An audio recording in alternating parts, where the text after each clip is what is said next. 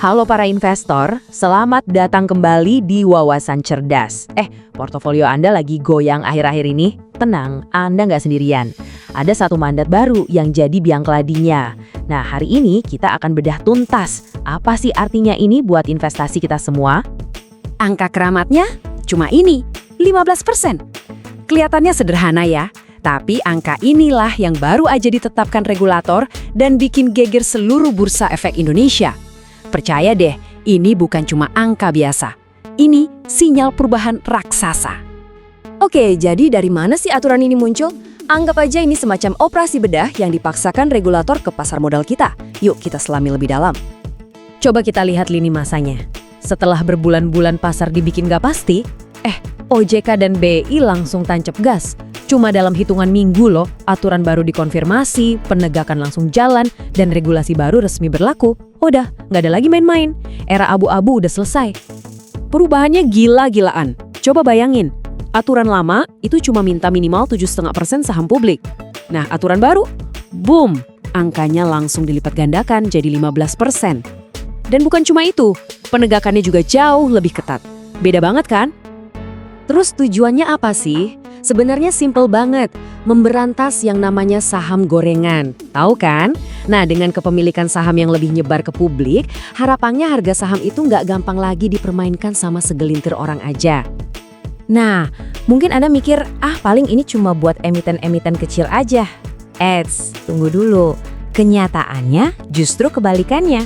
Justru para raksasa bursa yang sekarang lagi keringet dingin. Seberapa besar sih masalahnya? Gini deh, menurut audit OJK, ada 327 emiten yang belum patuh. Beneran, 327 perusahaan publik sekarang harus kejar-kejaran sama waktu. Nggak main-main jumlahnya.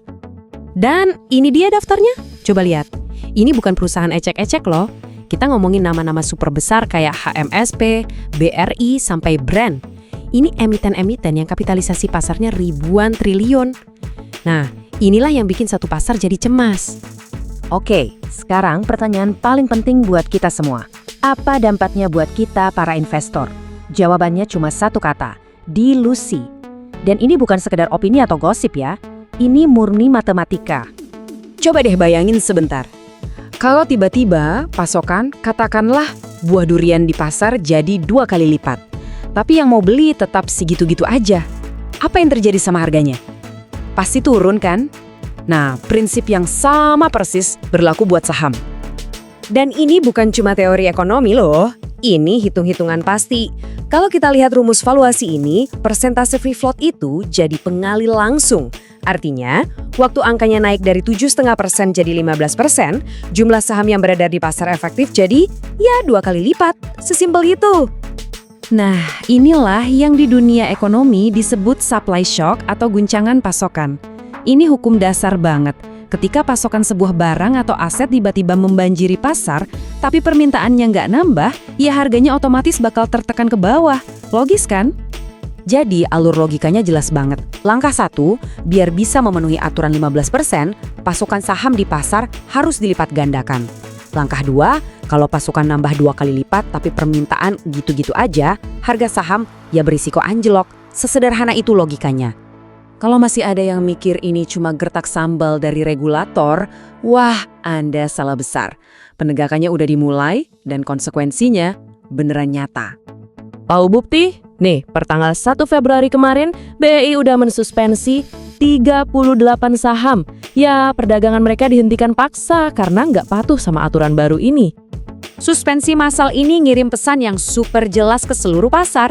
Ini bukan lagi cuma wacana, ini udah aksi nyata. Jadi, selamat datang di era baru, era bersih-bersih di pasar modal Indonesia. Dan masalahnya nggak berhenti di sini aja, di dalam negeri, ini udah jadi sorotan global.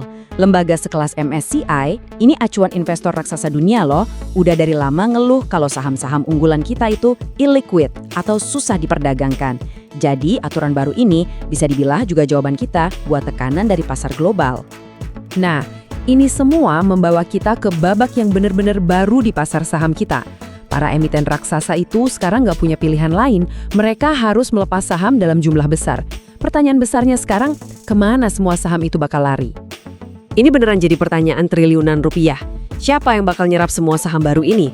Apakah kita, investor publik, atau jangan-jangan saham ini cuma pindah tangan ke pemilik bayangan lewat rekening-rekening nomini cuma buat bikin ilusi seolah-olah udah patuh? Akankah publik benar-benar menyerap saham senilai triliunan rupiah ini? Atau saham-saham ini cuma bakal dipindahin ke rekening-rekening nomini buat menciptakan ilusi kepatuhan semata? Nah, tetap di sini di Wawasan Cerdas. Karena beberapa menit ke depan, investigasi mendalam kita akan dimulai dengan judul Membongkar Topeng Saham, Perang OJK Melawan Pemilik Bayangan. Oke, kita lanjut lagi pembahasannya. Kali ini kita bakal jadi detektif dan membongkar apa yang sebenarnya terjadi di balik layar bursa kita. Siap-siap, ini soal perang melawan para pemilik bayangan. Di pembahasan sebelumnya kan kita udah bahas soal guncangan regulasi free float 15% yang bikin banyak perusahaan raksasa pusing 7 keliling. Tapi sekarang pertanyaannya jadi lebih dalam lagi. Kalaupun sahamnya dilepas ke pasar, emang beneran dibeli sama publik? Atau jangan-jangan cuma akal-akalan? Pindah dari kantong kanan ke kantong kiri pemilik yang itu-itu juga. Nah, biar jelas, investigasi kita ini ada 5 babak.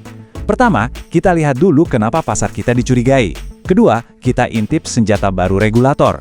Ketiga, kita bongkar hasil audit yang jujur bikin kaget. Keempat, kita analisis dampaknya ke valuasi saham. Dan terakhir, yang paling penting, apa yang harus Anda lakukan sebagai investor.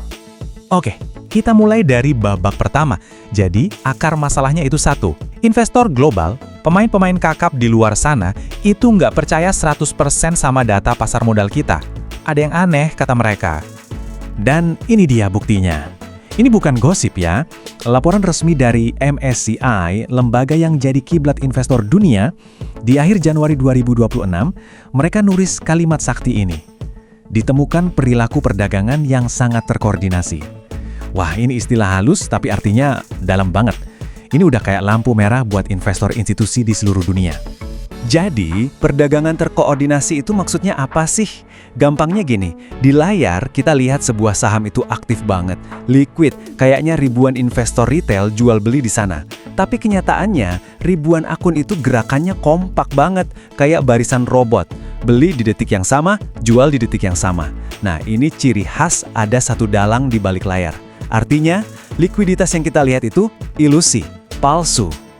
Nah, setelah ditegur keras sama MSCI, regulator kita, OJK dan ASEI, nggak tinggal diam dong. Mereka langsung keluarin senjata pamungkas buat membongkar siapa sih sebenarnya pemilik asli di balik ribuan akun siluman itu. Senjatanya ini namanya keren, protokol lihat tembus. Cara kerjanya simple tapi ampuh banget. Pertama, KSEI berhasil menyinkronkan 100% data SID, itu nomor identitas investor, dengan NIK KTP kita. Kedua, mereka nyalain fitur look through. Artinya, sekarang regulator bisa meneropong aliran dana, nembus lapisan sekuritas atau bank kustodian, dan langsung lihat siapa nama di KTP yang jadi pemilik akhir uang itu, alias Ultimate Beneficial Owner. Udah nggak bisa sembunyi lagi. Begitu senjata baru ini siap, regulator langsung tancap gas. Mereka lakukan audit kilat di bulan Februari. Dan hasilnya, wah, ini benar-benar menggemparkan. Coba kita lihat temuannya. Ini dia angkanya, angka keramat dari audit itu, antara 12-18%.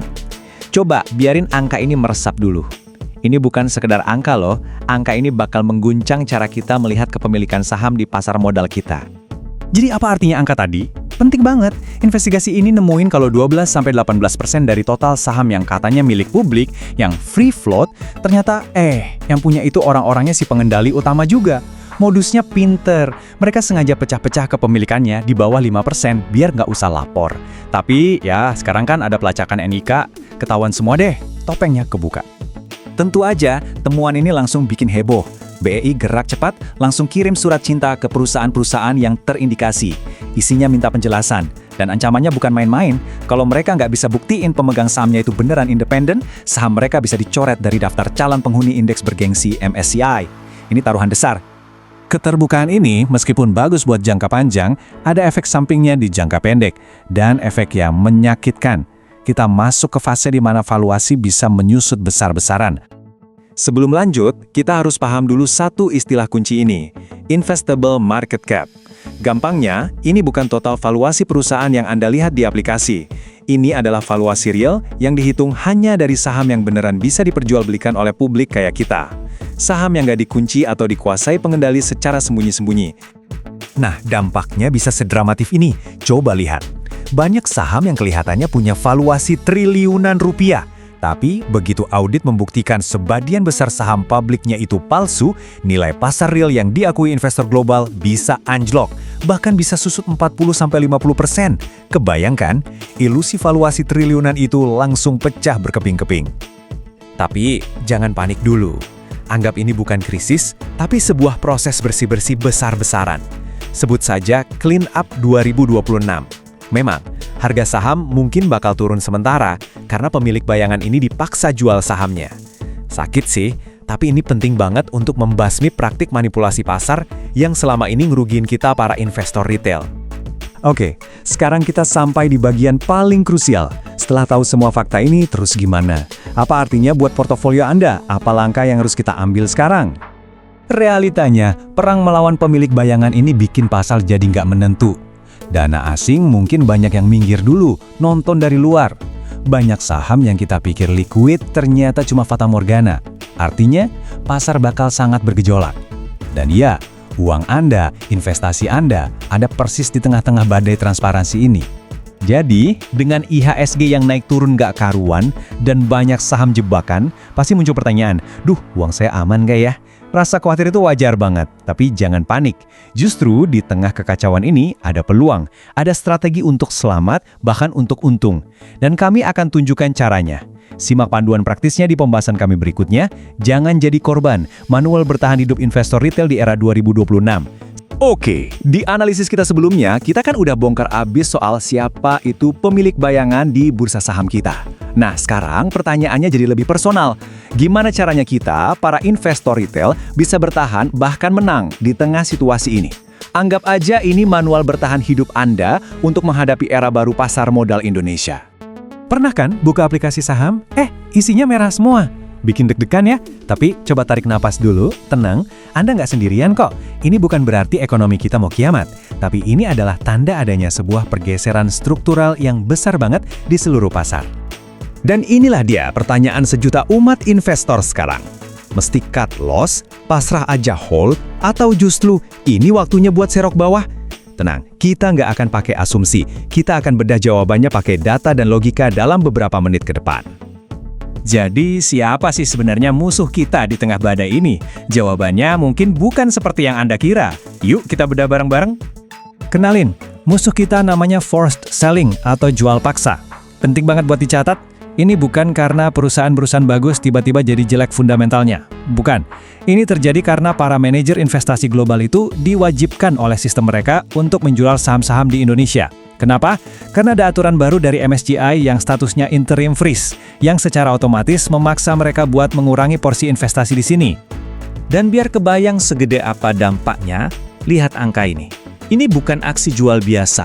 Cuma dalam seminggu pertama di Februari 2026, dana asing yang kabur itu mencapai 12,4 triliun rupiah. Gila kan? Ini tuh kayak tsunami penjualan yang digerakin sama robot, sama sistem, bukan sekedar sentimen pasar. Jadi, ini poin krusial yang harus kita pegang. Pasar kita anjlok bukan karena fundamentalnya hancur, tapi karena ada tekanan jual yang sifatnya mekanis dari aturan global. Kalau kita paham ini, kita bisa mengubah rasa panik jadi sebuah peluang emas. Nah, sekarang kita masuk ke bahaya yang sesungguhnya. Ada sebuah jebakan tersembunyi yang jujur aja jauh lebih merusak daripada sekedar melihat portofolio kita merah. Jadi gini, ada dua ancaman. Yang kelihatan di permukaan yang bikin semua orang panik itu ya harga saham yang turun. Tapi itu risiko sementara yang bisa pulih lagi. Risiko yang sebenarnya, yang tersembunyi dan sifatnya permanen adalah presentase kepemilikan Anda di sebuah perusahaan yang diam-diam habis tergerus. Gimana caranya kepemilikan kita bisa tergerus? Lewat aksi korporasi yang namanya rights issue. Gini ceritanya, untuk ngejar aturan free float baru sebesar 15%, banyak perusahaan akan menerbitkan saham baru dalam jumlah yang masif. Nah, kalau kita sebagai investor retail nggak punya dana segar buat nebus hak kita, ya udah, porsi kue kepemilikan kita di perusahaan itu bakal jadi makin ciut. Itulah yang namanya dilusi. Dan ini bukan cuma teori loh ya. Coba deh, sekarang juga, intip portofolio Anda. Ada nggak saham-saham yang free float-nya rendah? Contohnya saham seperti BRIS atau TPIA. Saham-saham dengan kondisi begini punya potensi besar untuk melakukan aksi korporasi yang bisa mendilusi kepemilikan kita. Artinya, risikonya nyata dan harganya bisa jadi sangat volatil. Oke, cukup bahas masalahnya. Sekarang kita fokus ke solusinya, ke strateginya. Anggap aja ini peta perang kita. Kita akan belajar cara memetakan isi portofolio kita ke dalam 3 zona: hijau, kuning, dan merah. Pertama, zona hijau.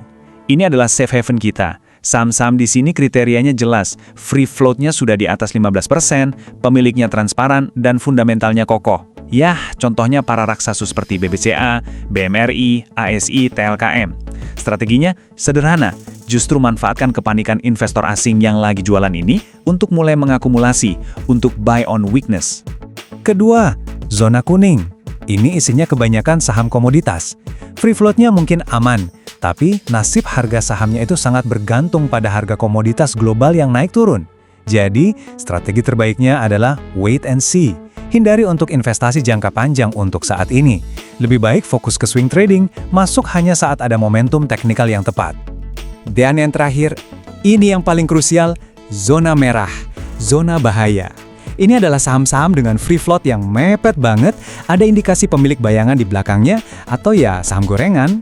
Strateginya cuma satu, dan ini nggak bisa ditawar, hindari.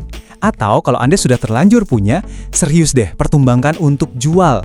Risiko nyangkut di suspensi sampai di listing di zona ini sangatlah nyata. Oke, lalu apa gambaran besarnya dari semua ini? Semua gejolak yang terjadi ini sebenarnya sedang membawa kita semua, mau tidak mau, ke sebuah era baru di pasar modal. Era yang dibangun di atas satu prinsip kunci. Dan inilah prinsip kuncinya, the transparency premium. Artinya apa? Kedepan, pasar akan memberikan nilai lebih atau valuasi premium kepada perusahaan-perusahaan yang transparan dan punya tata kelola yang baik atau GCG. Sebaliknya, perusahaan yang kepemilikannya abu-abu akan dihukum oleh pasar. Sesederhana itu. Nah, ini adalah perubahan mindset yang paling fundamental. Ini adalah momen bersejarah bagi kita untuk berhenti, menjadi mangsa, atau sekedar jadi likuiditas bagi para bandar dan pengendali bayangan. Sekarang adalah waktunya kita bertransformasi, dari sekedar spekulator menjadi investor yang berkualitas. Jadi apa 3 langkah paling konkret yang bisa Anda lakukan sekarang juga? Pertama, rebalancing. Mulailah pindahkan aset Anda secara bertahap dari saham-saham di zona merah ke zona hijau. Kedua, siapkan kas. Ini penting banget untuk antisipasi kalau ada rights issue di saham jagoan Anda. Dan ketiga, bersabar. Tunggu sampai bulan Mei. Keputusan final dari MSCI di bulan itu akan jadi penentu arah pasar selanjutnya. Seluruh gejolak ini akan mencapai puncaknya di bulan Mei 2026. Pertanyaan besarnya, apakah vonis dari MSCI nanti akan menjadi kiamat yang membuat pasar modal kita turun kelas? Atau justru ini akan jadi momen kebangkitan IHSG menuju era baru yang jauh lebih sehat dan transparan? Jawabannya akan kita kupas tuntas di analisis kita berikutnya. Oke, selamat datang kembali. Kalau portofolio Anda lagi merah-merah, percayalah, Anda nggak sendirian. Nah, melanjutkan bahasan kita dari Manual Bertahan Hidup Investor Retail, kali ini kita bakal coba jawab satu pertanyaan yang paling bikin pusing. Kapan sih semua ini bakal berakhir? Ya, kita semua merasakan tekanannya kan? Pasar lagi nggak enak banget. Tapi yang menarik, jawaban dari pertanyaan tadi ternyata sudah ada tanggal pastinya. Jadi, pertanyaan terbesarnya, kapan pendarahan ini berhenti? Nah, menurut analisis yang kita bedah hari ini, ada satu tanggal yang jadi kunci dari semua ini. Dan jawabannya ada di kalender kita semua, Mei 2026. Yap, catat tanggal itu. Karena ini bakal jadi semacam hari penghakiman. Kenapa? Karena di bulan inilah MSCI, ini tuh lembaga pemerikat global yang jadi kiblatnya para investor raksasa dunia, akan ngasih vonis buat pasar kita. Nasib triliunan rupiah dana asing dipertaruhkan di sini.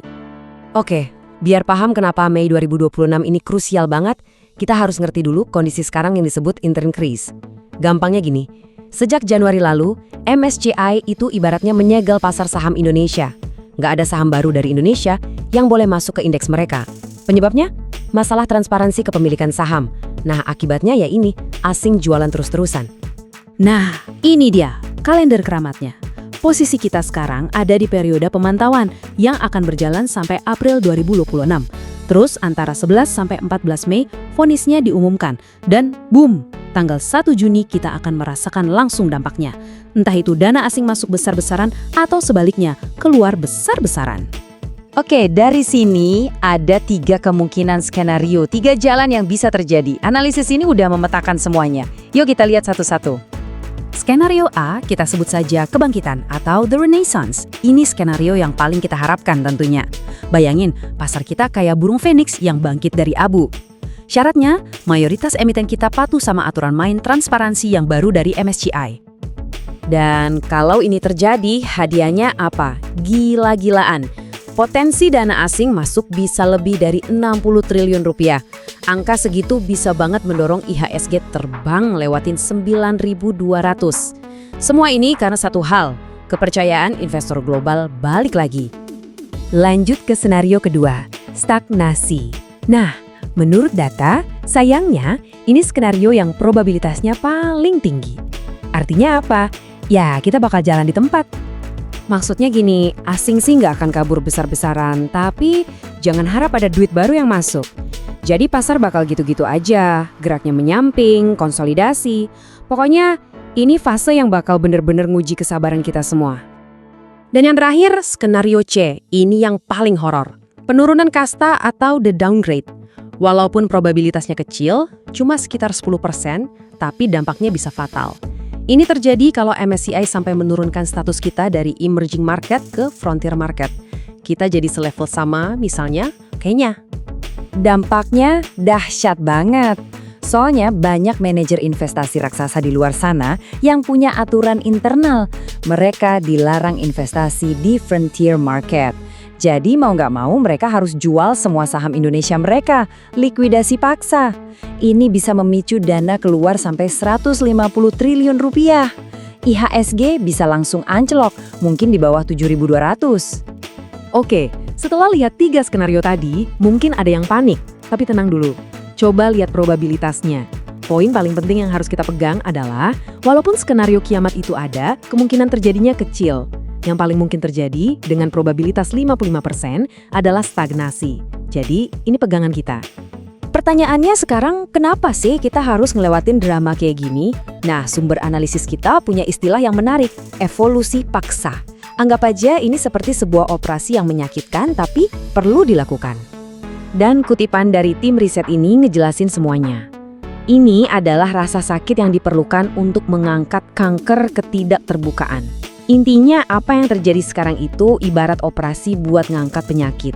Sakit sekarang tapi sehat untuk jangka panjang.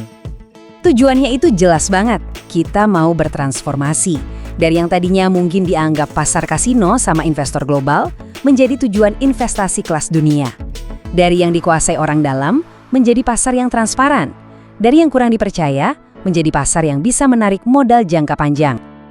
Oke, setelah tahu semua ini, terus kita sebagai investor harus gimana? Apa yang harus kita lakukan? Nah, sumber analisis ini ngasih satu strategi yang jelas banget. Strateginya disebut flight to quality, atau lari ke saham-saham berkualitas. Langkahnya simple, ada 3. 1. Bersih-bersih portofolio. Buang saham-saham yang struktur kepemilikannya ribet, nggak jelas, nggak transparan. 2. Justru sekarang waktunya akumulasi saham-saham bagus, yang fundamentalnya kuat tapi harganya ikut-ikutan turun karena sentimen pasar. Mereka ini korban salah sasaran. 3. Sabar. Tunggu sampai vonis di Mei 2026. Ingat, ini maraton, bukan lari sprint. Dan imbalannya kalau kita sabar, kita akan mendapatkan yang namanya premi transparansi. Artinya, saham-saham berkualitas yang kita pegang itu nanti harganya akan diapresiasi lebih tinggi. Bukan karena goreng-gorengan, tapi karena kepercayaan investor global udah balik. Dana mereka akan mengalir ke saham-saham yang jelas dan transparan. Jadi, semua akan kembali ke bulan Mei 2026. Ketika nanti debunya sudah mengendap, vonis sudah dijatuhkan, pertanyaannya adalah, di sisi mana Anda akan berdiri? Siap panen atau justru jadi korban?